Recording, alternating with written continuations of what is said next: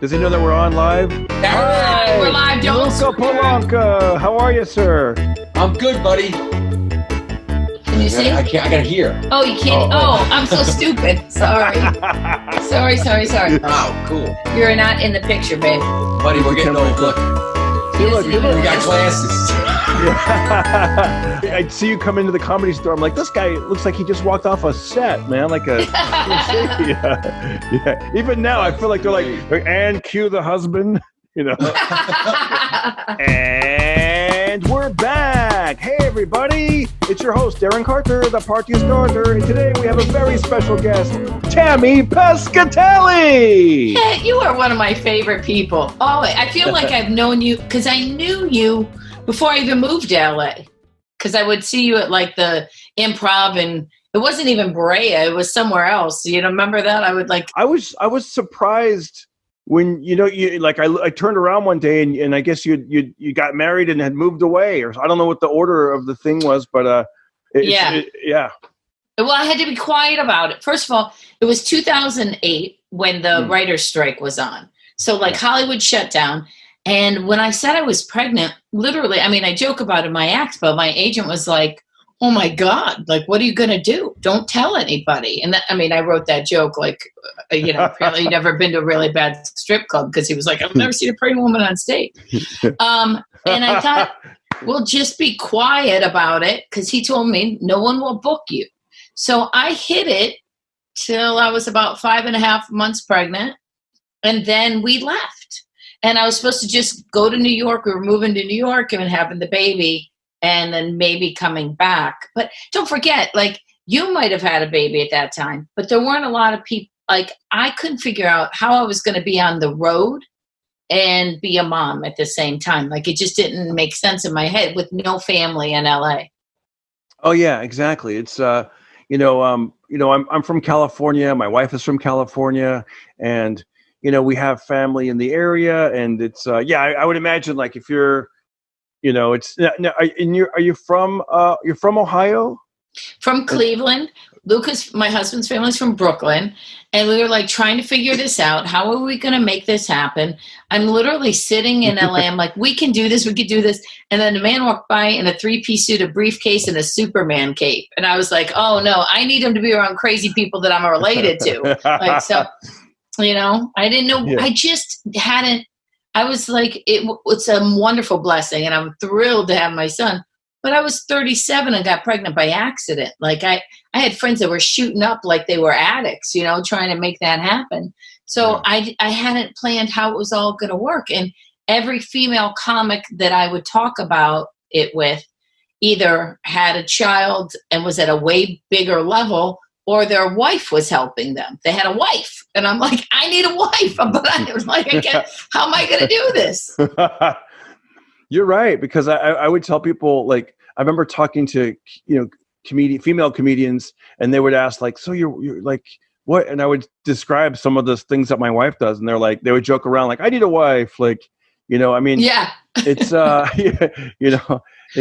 it's so cool, like that you guys are married, you have a kid. Our son he's 12. I think yours is very close to age. Right. It's really wild, man. It's being a stand-up comic. I gotta say, like, I love having a family. It's like, there's days where I can't even imagine being a single. Like, I wouldn't want to be single. It's not for me. You know what I mean? Like, there's certain. I mean, the whole.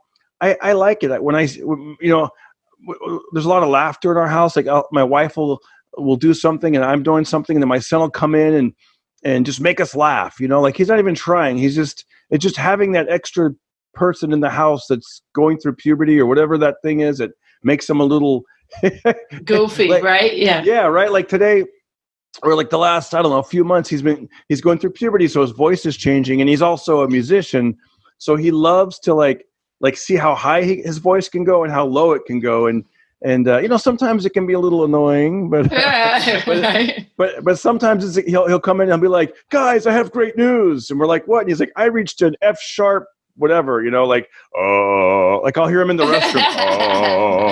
Oh.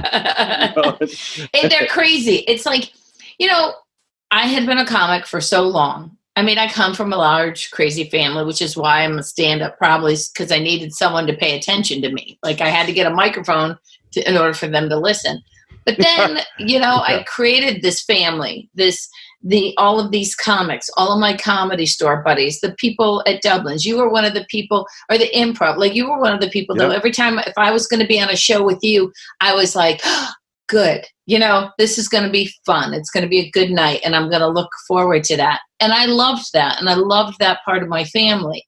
I didn't know that I wanted this until I have this, and it's like, I don't know how I ever survived without it before. And I think I got funnier because, before I was I don't know that I'm the funny. Trust me when I say that. I don't think I'm the funniest. I don't think I'm the greatest. I think I'm the best and the greatest I've ever been. I don't know about anybody else. I don't compare it, but I know who I am and my 10,000 hours I put in. But I think once I let go of where my only life was comedy and comedians and my, for me, it's my faith, and then my family came first, and then comedy.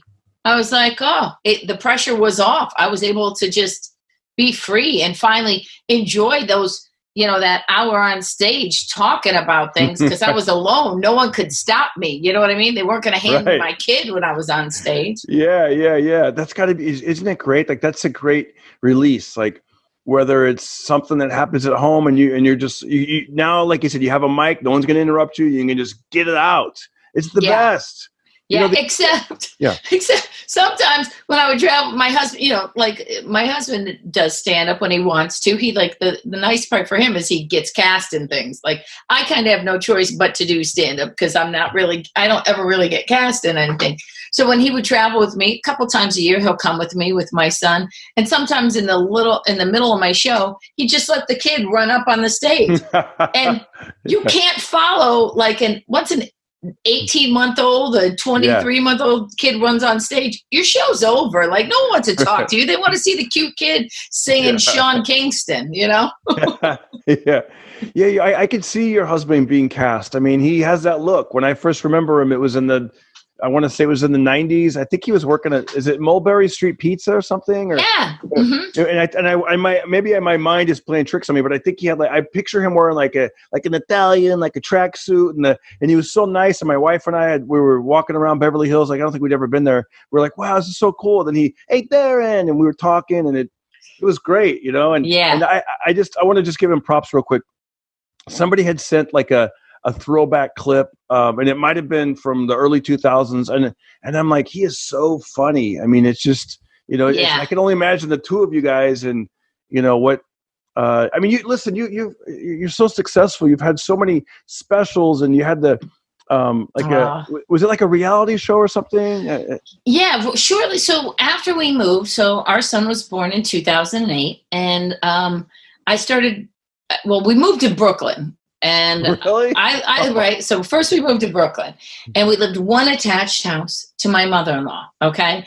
And that my mother-in-law is very difficult. I joke about her in my act, but literally, I mean, I say the Pope would stab her with his hat. That's a real thing. And she had, to her credit, her husband had died. And then a year and a half later, all four of her boys got married. So she snapped. Right. Yeah. And here I am showing up, with her favorite son, and I'm pregnant, and I'm working until the night before I gave birth because my son came early. I was trying to, there's no maternity leave for stand-up comedy. So I'm like, I gotta work until I can't work. I gotta get paid, right? And she's already mad over that. And then 3 weeks after I have him, I do a corporate for one afternoon. I leave, Darren, one afternoon. I come back the next day. It was like a scene from Everybody Loves Raymond. I'm paying for my taxi because that's how long ago it was. And a guy is walking down the sidewalk with my grandmother's chair. She had taken she got new furniture, my mother-in-law, and decided my furniture was junky. So she threw all of my furniture out on the sidewalk. I had to chase the guy down, pay him for my own chair back. I'm walking, holding this down the street, trying to figure out. And she comes out with my son. Now your wife will get this. she gave him formula after I had tried to squeeze milk out like I was Bessie the cow, SpongeBob SquareBoobs. And she's like, you got it. Your furniture, it's a no nice. I got new furniture. I give to you. I'm like, no, you don't do that. Like it's shabby chic, you moron. Yeah, it's when I hear those stories, I got really lucky. My mother-in-law, rest in peace, she she's Armenian, and they grew up on a farm. My wife grew up on a farm, so we left the Armenian farmers, and my joke is they're not Armenian, they're Farmenians. And, it turned out okay, because what happened is that incident forced me. I had a little house in Pennsylvania. I didn't grow up here, but I had a lot of relatives here. This was like a getaway summer place I thought it was going to be. And I moved here, and then my parents moved to help me with my son. And we sold the show about me being a wife, a mother, and a comedian, leaving LA, living in a small town with a crazy family. And that healed our relationship, because my mother-in-law kind of became the star of my show. Wow.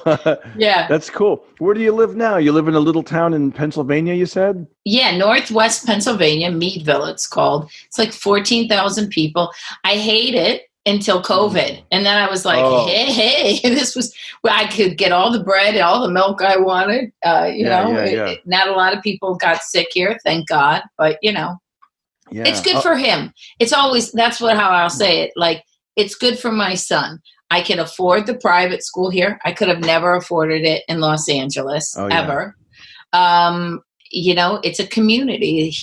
My son has this normal life, and I go before all this, I just get on a plane and go to work.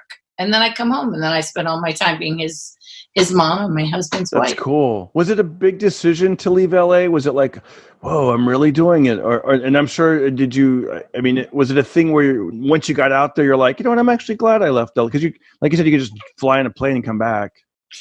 Do you know that I still have stuff in storage? I'll have to send it to, that's a podcast. You'll have to come down with a live thing. Yeah. It's been in storage for 12 years. I need to get it out of storage. I don't know what's rotten, I need to call somebody to go through it with me. I kept thinking we were going to come back at some point once we could figure it out. But then the show came, and then my husband went crazy in this small town and bought up half the town because he had never seen property values so low. Because, he grew up in New York, and then, LA property values. He went crazy, We ended up with rental houses, an apartment building, a mechanics garage. Thank God I got it all down to just the mechanics garage right now. Yeah. I saw something where you had put on a mechanics shirt, I don't know, a few weeks ago, and you're like, I'm going to go out there and do something. And I went to work at the garage because you know what? He needs a little help, and I don't have a job right now. It's the most bizarre thing, because I'm somebody who has always worked. Yeah. Since I was 14, 15 years old, I had some kind of job, and I don't know how to not work. And the good news is listen, on the road, I travel a lot. So I had a ton of projects to do here in the house. But then it got to a point where look, I got to fix this, so. Yeah. And we're lucky that now we have if this would have happened in the 90s or the early it would have been tough, but now we have good cameras, microphones. I'm putting stuff out there on YouTube and, everywhere. And right. It's great to be creative and connect with my fellow funny friends. And I saw that you did you shoot a special at a school? Yeah. So listen to that. Sorry, there's a big fuzz. Yeah. So, I'll tell you, this is my March 13th. I dropped I was part of a special on Showtime called Funny Women of a Certain Age. March 17th was my labor of love, my hour special that it took almost 2 years to get out there, because I went to my old high school and shot it because it's called the Way After School Special. In 10th grade, right? Yeah. Isn't that great? That's great. That's great. The whole theme of the show is that everything our generation learned, we learned from the after school special. Okay. Yep. Because our parents didn't want anything to do with us. Really. They just wanted us to be seen and not heard. Right. So that's absolutely. Yeah. But in 10th grade, I went to my guidance counselor and I said, I want to be an actress. And she said, she started laughing at me. She's like, you're from here, this little suburb outside of Cleveland. She's like, you're from here. No one from here has ever been on TV. If you want to be on TV, you're going to have to learn how to rob a bank. And I was like, what? So she crushed me. She crushed me. And then I thought, you know what? I always wanted to go back to the school because yes, would I love to play Madison Square Garden? Yeah, I'm not going to lie. Mm-hmm. However, there's also, since I can't, there's also something about trying to get people who knew you before puberty to laugh at you. Because I went to school with my friends from kindergarten all the way to 12th grade. So I thought, let's go back there, kind of Napoleon Dynamite it. And I could have kids who were actually interested in production and television and all that stuff work alongside of the professionals. And that, I say labor, and that happened, and we set up a scholarship. But when I say labor of love, Netflix wanted it. Wow. And we were going to do it with Netflix, right? Yeah. And then my husband had a stroke, and we couldn't do the show when we wanted to. So then by the time I came back, there was a whole, as happens in Hollywood, there was a whole new regime at the top of the network. And they still wanted it, but they didn't want to go to the high school and do it. They wanted to do it formulaically like they do, where they put 20, comics up over 5 days and shoot boom, boom, boom specials in one area. And I had already had the kids excited. I'd already told, that we were going to raise money. I had all that. I couldn't disappoint them. So I had to put my own money up. And that's why it took a little bit longer to edit, but I'm proud of it. It's a really cute special. That's great. Tell people where they can see it. This one is on iTunes or Amazon Prime that you purchase it, or anywhere, Google Play. I think it might even be like on television, choose the movie, buy the movie kind of thing. It's everywhere, but it's, I wanted it on Netflix, but we'll take it there. Yeah. Speaking of wanting to be busy, you guys had reached out to me a couple months ago, like when the thing first started, the lockdown, and you were doing a show with your son. I thought that was so cool.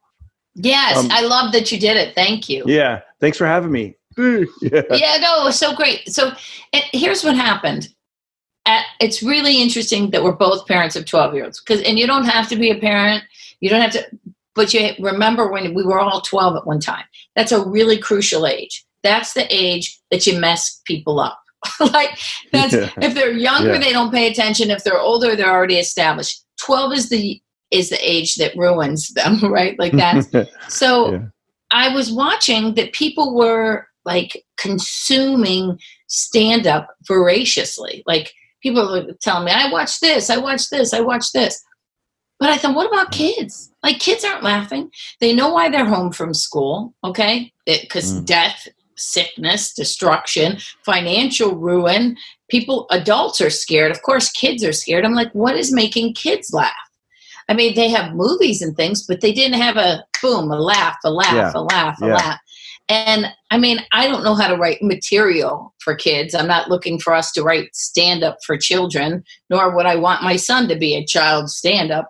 But I said, what about just the basic jokey jokes? What if, we just tell, and our little motto is one laugh a day, because it relieves anxiety for the kids. We used to get jokes on paper cups, on popsicle sticks, and Bazooka Joe bubblegum, right? We Absolutely. had a generation that was full of jokes. Oh, that was my one of my favorite things was Mad Magazine. I used to love Mad Magazine, Dr. Demento. I'd listen to Dr. Demento and record it. I think it was like a 4-hour show, but in Fresno where I grew up, we'd only got 2 hours of it. But I would listen to Dr. Demento's show and Weird Al Yankovic and all those parodies. And I think when we grew up, it was a lot of laughter, a lot of jokes. Even on Saturday nights, I don't know if you guys watch Hee Haw, but that was another. Yeah, Hee Haw. No. I remember staying up. If I had a babysitter that would let me stay up to watch Saturday Night Live. We grew up on the Jeffersons, Fred Sanford and Son. Happy Day. Those were all funny sitcoms. Yep. And then I thought, I don't want our kids to be like our grandparents who grew up in the Great Depression, and it was really hard. My grandfather would laugh. When he laughed a lot. But it was really hard for that generation to laugh because they had grown up in such pain, You know what? I knew I was going to ask you about this, and I thought, let me Google a couple of funny dad jokes, and I almost don't, because the comic in me is like, oh, I don't want to. What if it gets like, I don't want to be, like doing other people's jokes, even though they're like generic jokes out there. Right. But I did look up one silly little joke, and I was like, that's funny. Have you heard this one? Because you probably heard so many of them. Did you ever hear this one? Wait, I might have to record you. Can I record you for this? Yeah, record me. Yeah. Hold on, let me record you because you could be on next week. Again. Do you have a good? Is it good? All right, ready? It made me laugh, yeah. Okay, ready? Yes. Okay, ready? Sorry, I'm not a good director. All right, and go ahead. Hey, Tammy, it's Darren Carter, the party starter, and I was Googling, and I was thinking about emails, and I found out Forrest Gump's email password is OneForest1. Aren't they silly? It's kind of liberating. OneForest1. It's so okay. So it's funny because this comes together at this point. Thank you for that, by the way. Yeah. Like I got Mark Maron, Billy Gardell, Alonzo, Sherry Shepard, Mary Lynn Rice. I mean, real comics to do this for. Like it's amazing. You. Brad Williams, Joe, like it's so cool because my kid is going to see these, like children can't necessarily come to see it. My kid's a little bit more advanced. He comes to see my show, but I certainly wouldn't take him to see I wouldn't take him to see people. And it's important that they know what we're doing. Well, maybe I just introduced my son is now a Darren Carter fan for life. Maybe you're meeting a new generation of fans that are going to follow you for the next 10 years to help your career. And if not, what does it hurt, by the way? You laugh a little bit. It's silly. And I just wanted to make everybody look good. And I said, what I say is, here's the joke from Darren, from the kids, for the kids. Now go watch Darren's specials. That's cool. That's cool. Have you done for the grown-ups? For the grown-ups. Yeah, for the grown-ups. I gotta finish what I was saying. Yeah, my first show. I actually did my first show. Hadn't really been on stage in front of a crowd. I've done like some virtual shows and things like that. But my first real quote show was last week. Have you had a chance? Have you done it yet? Have you gotten out there yet? So yes. Was it last week? No, the week before. I did 3 shows. In Rochester, New York, which is about 3.5 hours from where I live. And the comedy club is called the Comedy at the Carlson, which is a great club. Normally we pack it out. It's always a lot of fun. They're really good people. They put it in the parking lot, which was really smart. And they put a stage. Schubert played there. Jimmy Schubert played there the week before me. They put a stage up and they took over a radio channel. Okay. So they would broadcast you over 89.1. People sat in their cars. They'd honk their horns, flash their lights. Then towards the end, like they went, not green, but the one right before green, they were able to sit outside their cars in their own little groups, their own little quarantine groups. You mean like green, yellow, red, like traffic light? Yeah, or whatever they're, whatever how they, whatever. Yes. Oh, I see. They took a step down. By like the second night, they had taken a step down as the state, and so they could sit outside of their cars. The hard part was there was a live road that ran in between the stage and the parking lot. So like you'd literally get to a point where I'm like doing a punchline, and here comes the car, and I'm like, oh my God, here we go. But you know what's hard, Darren? How much time did you do when you went back? I got lucky, I would say, because I thought I was supposed to do 30, and the guy was like, I got an extra comedian, so everyone's just doing 20, and I'm like, perfect. Perfect. Yeah. That would have been perfect. I had a really hard time. I mean, I've never had 3 months off in my life, and it was almost 3 months to the day.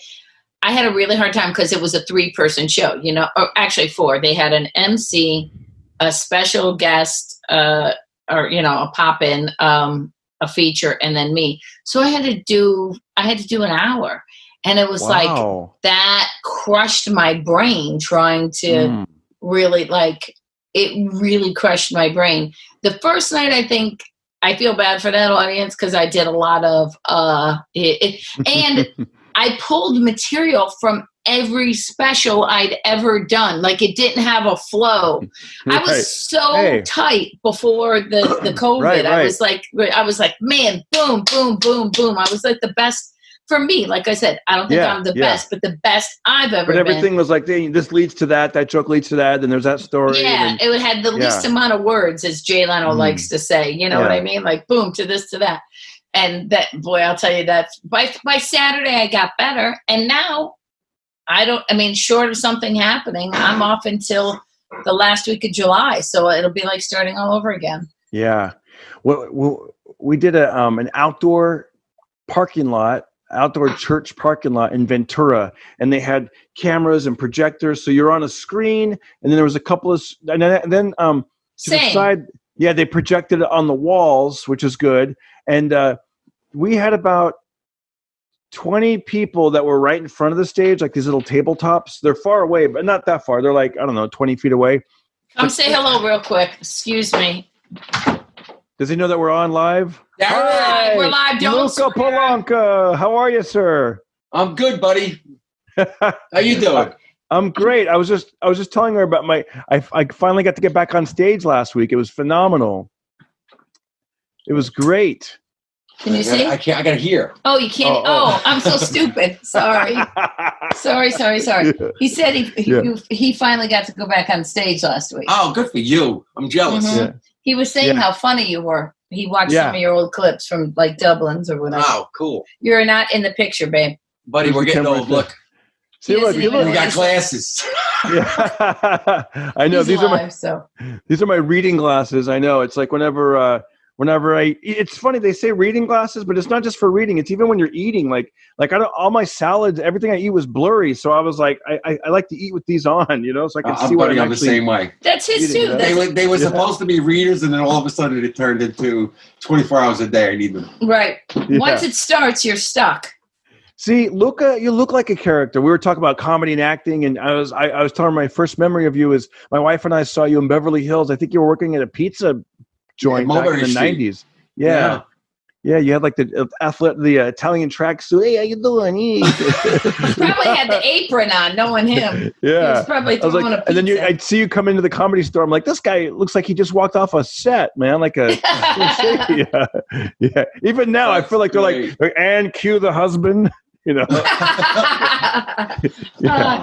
wish you run a network. That would be great. So I should finish this. Okay, go do your thing. Hey, Darren, love you, buddy. It's a pleasure. Love you too, man. I love seeing you guys online. Thank you, Luca. I'll talk to you later. Got it, thank you. All right, thank you. Luca. All right, I love you. I know you got food. Yeah. He's telling me the food came, and he picked up. He's wearing that tracksuit bottom. Yo. He's wearing the tracksuit pants. What are you doing, Luca? I'm in the middle of trying to do this.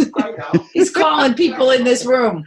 I try to hide in the part. They weren't home. So I tried to hide in the office. This isn't normally where I do this, but I figured it's the farthest point from the noise. Yeah. I locked the dog out. I locked the cat out. He's got the door open. Does your son know he's going to be on camera? Darren. Yes, you're about to be on camera. Come here. Just say hello to our friend Darren. Darren did our show. You can. How are you? All right, there you go. Well, hello. All right, Margaret, this is Marius. Hi, this is my life. Want to say hi, baby. Hi there. I'm so glad you came. Look how big you are.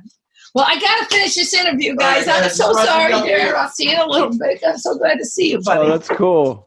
Take the dog, take the cat. Hey. This is my life, Darren. This is what... It's like straight out of Central Casting, cue the husband, the son, and his friend, and the dog. Right. Yeah. We got a golden retriever. It's it's exactly the Full House dog. I was going to say, it was interesting when I was on stage, like the mixture, that's okay. The mixture of people, and then some people were standing behind them, sort of near the cameras and outside of their cars. And then there were people in their vehicles. And so you'd hear laughter and then like the horns and all that. And it was, I said it reminded me that I'm performing for the Transformers, It was really humbling. Yes. I have to say. It was extremely humbling. I don't know if I didn't need the money, if I would have done it, but I'm glad that I did it. I think it went a long way to keep comedy alive at that comedy club.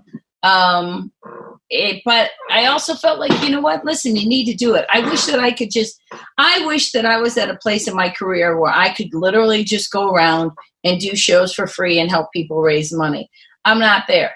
For whatever reason in my life, I wanted to be at that point now. It's not there. So as soon as I can get to that place where I don't owe anybody, I don't even need any money. As long as I don't owe anybody, I'm going to start just doing my stuff for free.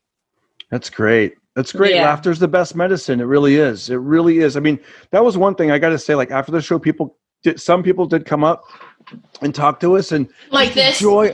Yeah. That's what I'm saying. The ones that chose to talk to us, I realized that they're okay. They stayed at 6 feet away or whatever, but just the joy on their face, just being in that communal environment. It was great. It was great for the comedians. It was great for the audience. It was awesome. I'll tell you one thing that was a little bit funny is I go, hey, if anybody's interested, I'll be if anybody wants to do a little meet and greet, I'll be right over here. And it's one thing when people don't buy your merch and they kind of discreetly walk out. It's another thing when they start their engines and drive away. It was really, well, it was really like lately when I'm on stage or prior to this, it's first of all, how bizarre was it to go for 3 months? Like, have you ever had 3 months in your entire career? No. No, right? I said the longest I had ever been not on stage was 3 weeks. And that was after giving birth. Like, wow, that's it. Only 3 weeks. Wow. That's all I took because I had a corporate. Wow. And I said, I was on stage. I did 2 shows the night before I gave birth. I did a late show at Governor's in Long Island. I have to ask you this because I know the family's home and I don't want to keep you any longer. Oh, so sorry. I feel so bad. Sorry about all that. No, listen, I this is something I've been thinking of, because with my comedy, I don't have it on me, but I use the flashlight and I always kind of say my mantra is, I like to add light to the world and just be positive.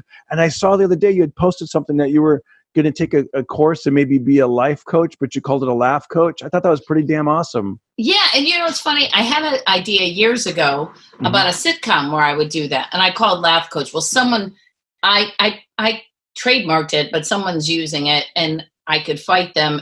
But why would I want to take them first? So I'm going to call it a 3 a.m. friend, which is another idea that I always had about like, those are your real friends, the ones you call that show up at 3 o'clock in the morning with a shovel and bail money, no questions asked. Yep, I remember that. Yeah. Yeah, so I think, I started that course. I've already finished the first full week of it. I've always been that person that when people have problems, they call me. I don't know. I got a question. What does the course do? What do you do in the course? You just kind of learn what the role is. And it's really what I was, because I was exact same thing. I'm like, why am I taking a course? I'm either going to tell people what they want to know or not. Yeah. I mean, what's the difference? But you know what it's teaching me? Boundaries. Like how far to go in, what you can do, how to let people know what a life coach really, like, you just set goals. You tell me what is the life. So you're not. It's not like therapy. I mean, what is it? Do people say, no, it's not. I want to hire you for an hour just to be my coach for an hour? Is it like a course? Is it a 1 hour? No. thing? So like this supposedly. Well, I want to focus on business. I want to go with corporations and talk to them about their productivity and their presentations and how they would how they can be right. Smart. Yeah. Yeah. How they can make people pay attention throughout their meetings and be more effective in front of a group. Okay. That's where I want to do it. But if you were to individually do a life coach kind of thing, you meet with someone and they would buy a package. And so perhaps for 1 month, they'd buy half hour or hours for half-hour sessions. And you sit down and you figure out, they say to you, like, I don't know, I've taken 1 week of classes. What do I know, Darren? But I'd be like, like, hey, so like, what is it that you want to work on? Yeah. And, so what do you want to work on? Okay, let's pretend. Go ahead, I'll tell you. So, like, what do you want to work on? Just pretend. Okay, what do I want to work on? Give me anything. I want to work on, I would like to work on being a better dad. Okay, so then we have to discuss what are the things that you feel that make you not a good dad right now. Yeah. Determine what those are, and then figure out how to set the goals that we could cancel those bad things. And my job is to help you figure out what you're doing wrong, what you want to do, and how to get there. That's it. Yeah. And just check in with you. Give you homework, books. It's interesting homework. Yeah, it's interesting. Like seeing how comedians, the wheels are always turning. Right? We're like, oh, maybe I'll do a podcast, and then maybe I'll start a YouTube channel, and maybe I'll do my own special at my school, maybe a laugh coach, and or I'll figure out. We'll figure this out. Somebody last week. Now it's because I knew him. People have been telling me this for a while. Like I figured out the bare minimum of like how to use certain apps, how to upload stuff, how to use and I've heard this like from like 5 people. They're like, you should teach a class. And I go, listen, I'm good if you're not like a millennial, then you're going to be like, what are you kidding me? I go, I might be good for people over 40, like maybe over 45 or whatever. But like, yes, there's certain, you know what I mean? But everybody's doing it. My neighbor has a story. They're trying to do podcasts. My sister-in-law, who's a real estate person, she's starting a podcast. Like, it's crazy. Now, I don't feel like like what you do is great. And you've been doing it. I just feel as a comic, if I were to come in, I'd have to come in with something really different because you guys have been going for so long. You so many great comics. I have to come up with something different. So I thought, well, okay, we'll do our Finding the Funny thing. I think that's a cute thing. I think that could be something that expands into a bigger type show where I could do a few interviews with people and then cut to my kid. But I'm scared. I make my living in stand-up and I don't have any work and we got to figure it out, So I thought, let me just try to pivot. What other marketable skills do I have, Darren? I don't have any skill. I don't need, so I tried to apply for this one job online. It was so funny. I haven't worked a real job since 1998, and that was part-time because I was being a comic. Yeah. I don't know how to. I'll work. I love to work. I'm a hard worker. I'm not above working. I haven't seen it, but just saw the mechanic shop uniform. Maybe that could be a set for something. Maybe you could do talking shop or something. And that's not a bad idea. What I wanted to pitch was either a reality show or, quite honestly, I got to watch because people steal everything. I wanted to do a show about me going back to help the shop out while I'm still being a comic. You know what I mean? I think it's going to be interesting to see how some people pivot.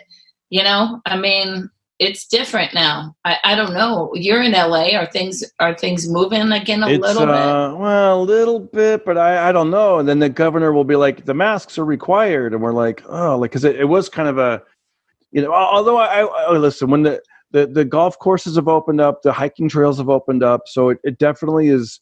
I mean, there was a time there when all that was closed, and you're like, wow, like that's when we we picked up shop kind of, and my wife and son, we all went to up to the farm, and then I would come to LA a couple days a week and go back and forth, and in fact, I'm going to go up there probably tomorrow, but it's and then come back to LA 2 days a week, but it is nice to get away from a big city. I mean, somebody said that they've never seen so many moving trucks in LA. There's a mass exodus in New York. I know that. I mean, because my family's in New York. My husband's family's in New York, and they're going crazy. People are moving out like this. Boom, boom, boom. My cousin, his job, I don't know I don't want to get it wrong, but I think it's something like he doesn't have to go to work anymore. Like or maybe just like right now they're working from home, and then they say when it opens up, it might only be like 2 days a week or 3 days. So he was really happy about it. He's like, this is great. So I think people are finding out like, hey, we don't need to be in the office Monday through Friday and clogging up those roads and stressing everybody out, and and no one's gonna, right? I'm sorry, I didn't mean to. So no one's going to go work without their dogs anymore. Right? It's going to be hard.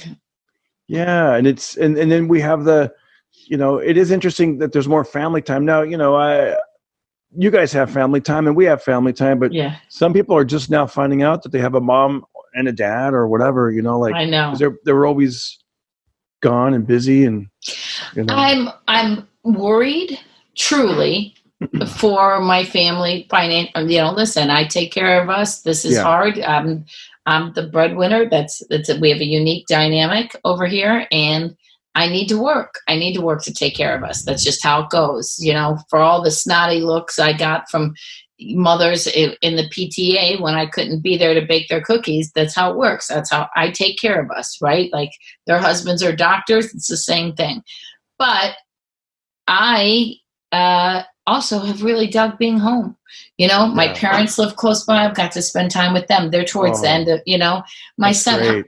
A few years from now, our kids aren't going to want to hang with us. You know what I mean? Yeah. That was pretty awesome. Yeah. You know?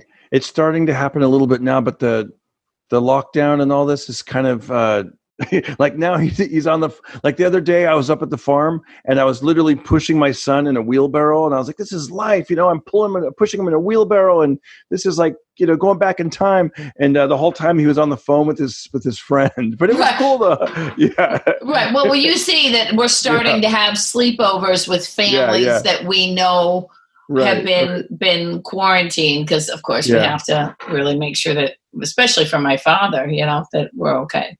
Yeah, it was great, but okay, so we're gonna wrap up. Do you have any?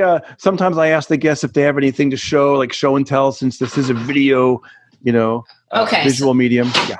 So let me tell you about this. People always talk about comedians, this and that. You're not always guaranteed to make money. Look at us. I think that we're relatively successful, but we're not multi-millionaire comics from comedy. At least you might be a multi-millionaire. I don't know, but we certainly we did well. We make money, but we're not like right. And when I first started comedy, it was worse than because my friends weren't in comedy. But my friends, all my college friends, all my high school friends were getting married and they were getting good jobs and they were getting 401ks and all these bonuses and talking about retirement. As a comic, what am I going to get? There was nothing for me. I'm 26, 27, 28 years old. I'm traveling. MCs at that time only made $250 to $350 a week. My first year in comedy, I made $7,000. It was horrific. So I thought, but I've always had goals. That's why I think being a life coach is good. I set goals and plans and, you know, monthly, 3 months, a year, 4-year plans. So look what I did. Here's just one of these boxes. I bought a comic book a week. Wow. Because I knew that one day comic books, you know, I didn't have a lot of money, but did I have $3.99 or $2.99? So, oh, it's so cool. The DC Universe. This is a number 9, right? Wow. Here's a number 1 Marvel Doctor Strange. Like, wow. I mean, I have some other expensive ones, but I won't show them because I don't want anybody breaking in my. Actually, they're not here. They're at the bank. in my post office box. Back at that storage facility in LA. Yeah. But I mean, like, look, I mean, look at this, look at this Marvel Spider-Man. This is, I can't even see what year this one is from. But I mean, I literally, this one is cool. The one I splurged on and spent $20 back then. But the truth is, so I literally, between here and our storage unit, not that one, but I got about 2,000 comics. Wow. So maybe one day, I don't even know, like maybe. You ever Google around and you're ever like, I wonder how much this one's worth, or you just be like, I'm going to wait till, Yeah, some I have, and then some the hard part is now that my kid is interested, like, and you're just like, look, there are some that are just like, what the heck is this? Why would I buy this? But I was like, oh, you just never know, so you pay attention. And so hopefully, I said he'll have a little bit of money. I said, I don't know if any of them are worth. I do have one that is Hellraiser. Is it called Hellraiser? No. Okay. Hellboy? No, Ghost Rider. I have a Ghost Rider number 1. Hellraiser. That's weird. Because I was a Marvel. I'm a superhero. I'm a Wonder Woman fan. Like if you see all my stuff back there, it's all Wonder Woman. Yeah. So I was into comic books. I like Linda Carter. I like those superheroes, the ones that we grew up with. It's hard for me to get into the modern. I was lost. We saw like one of those one of the movies recently, and like a year ago, and I was just like, "Who's that? I didn't know anybody. I really didn't. It was hard for me to recognize anyone." It's hard. Darren, did you ever see? I posted about this. Now I sound like my mother. Oh, did you see my post? But I did this show. This was in October. And it was a really exciting show because it was for all these women who were senators and governors. It was in D.C. It was this private birthday. Wow. And I saw all these really cool, powerful women were sitting. It was an awkward show at a restaurant, standing at the end of the table. Yeah. Some of them weren't paying attention at all. But this one was really zeroed in on me and was really laughing. And as I was, what people don't understand is comics, once after you put your 10,000 hours in, you can have two thoughts in your head. They always say, like, you can't hold two thoughts at the same time. That's why you should be busy when you're depressed. But the truth is, comics can, because you could be telling your jokes on autopilot and thinking, oh my God, I got to walk to my car, or I got to get this after, I'm going to stop and get this afterwards. But I saw this woman and she was really laughing. I'm like, oh my gosh, I'm telling my jokes, but in my head, I'm thinking, she looks really familiar. Oh, I'm like, oh my God, that's Wonder Woman. That's Linda Carter, right? Wow. That's Linda Carter. And she's dying.